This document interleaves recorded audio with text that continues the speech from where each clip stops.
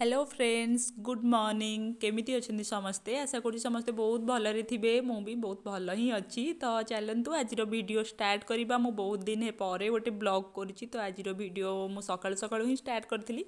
सकाळु माने 10टा 11टा बेलू स्टार्ट करी तो मुझे बसिकी रुटी भजिया खाऊँगी जमीक आमर अणुसुधिया होती जोटा कि मुझे पूर्व वीडियो रे गोटे कही आमर दुईटा अणुसुधिया लगातार लगातार चली तो मु बहुत दिन हो गला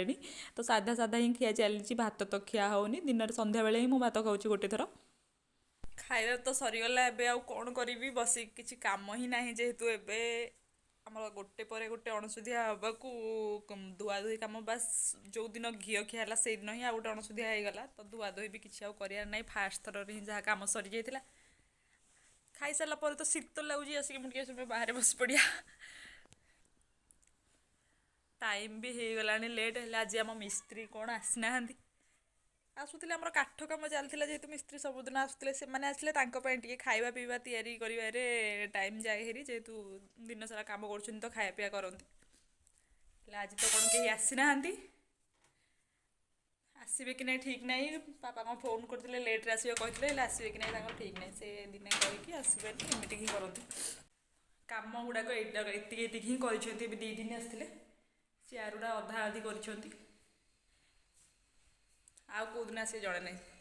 ତ ସେମାନେ ଆସିଲେ ହିଁ କାମ ଟିକେ କରିବାକୁ ପଡ଼ିବ ରୋଷେଇବାସ ନହେଲେ ତ କିଛି କାମ ନାହିଁ କିଛି ନାହିଁ ଶୋଇପଡ଼ିବା ଟିକେ ପରେ ସେପଟ ଘର ଆଡ଼େ ଯିବା ଦେଖିବା ସେପଟେ ରୋଷେଇବାସ ଚାଲୁଛି ଆମର ଏତେ ବଡ଼ ଫ୍ୟାମିଲି ଯେହେତୁ ଏତେ ଲୋକ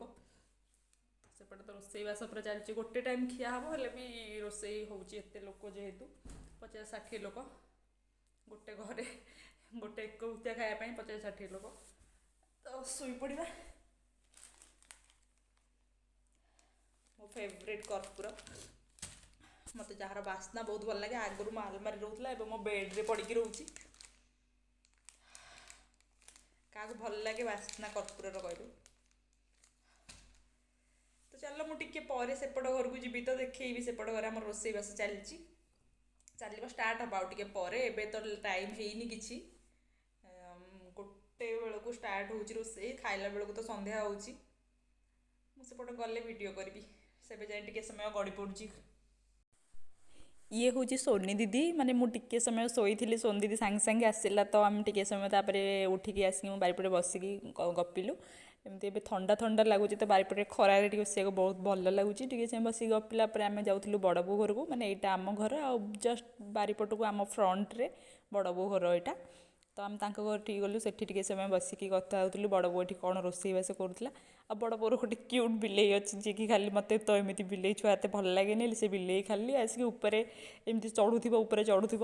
ତ ବହୁତ ଛୋଟ ବିଲେଇଟେ କ୍ୟୁଟ୍ ବିଲେଇଟେ ଅଛି ତ ମୁଁ ତାକୁ ଟିକେ ଟିକେ ଧରିଦିଏ ନହେଲେ ମୋତେ ଏମିତି ଟିକେ ଭଲ ଲାଗେନି ବିଲେଇ ଛୁଆ କୁକୁର ଛୁଆ ଏମିତି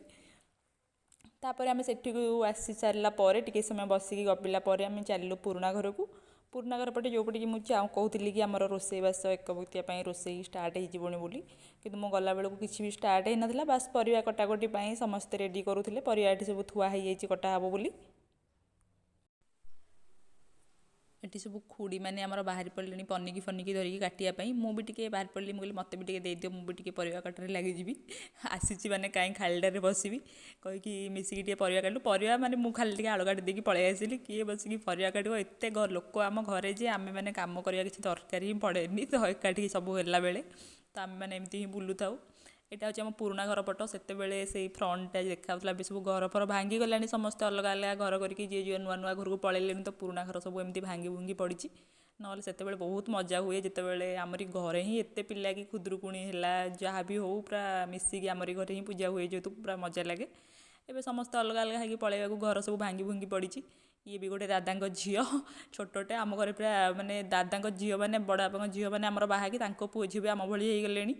ଆଉ ଆମେମାନେ ବି ଆମଠୁ ଛୋଟ ଛୋଟ ଭାଇ ଭଉଣୀ ମାନେ ବି ଆମର ସବୁ ଅଛନ୍ତି ଯେଉଁ ଟିକି ଟିକି ଯେଉଁମାନେ କେବେ ଜନ୍ମ ବି ହେଇନଥିବେ କେତେ ଜଣ ଏମିତି ଦାଦା ଖୁଡ଼ୀମାନଙ୍କର ପୁଅ ଝିଅ ମାନେ ଏମିତି ହେବାର ବି ଅଛି ତ ବଡ଼ ଫ୍ୟାମିଲି ହେଲେ ଏମିତି ହୁଏ ଆଉ ଗୋଟେ ସେଇଟା ଗୋଟେ ମଜା ବି ଲାଗେ ତ ଫାଇନାଲି ସନ୍ଧ୍ୟାବେଳ ହେଇଗଲା ଏଠି ଆମର ସବୁ ଖାଇବାକୁ ଦାଣ୍ଡରେ ବସି ପଡ଼ିଛୁ ଲାଇନ୍ ହେଇକି ଦୁଇପଟେ ଲାଇନ୍ ହେଇକି ପୁରା ଫୁଲ୍ ହେଇକି ଖାଇବା ପାଇଁ ଏକଭୁକ୍ତିଆ ଆମେମାନେ ତ ଏକଭୁକ୍ତିଆ ଏମିତିରେ କହିଲା ଭଳି ଖାଉନୁ ଘରେ ଖାଇଦେଉଛୁ ଇଆଡ଼ୁ ସିଆଡ଼ୁ ସବୁ ବାସ୍ ଖାଲି ରାତିରେ ଯାଉଛୁ ମିଶିକି ଗୋଟେ ଭୋଜି ଖାଇଲା ବେଳେ ଖାଇବା ପାଇଁ ମଜା ଲାଗୁଛି ବୋଲି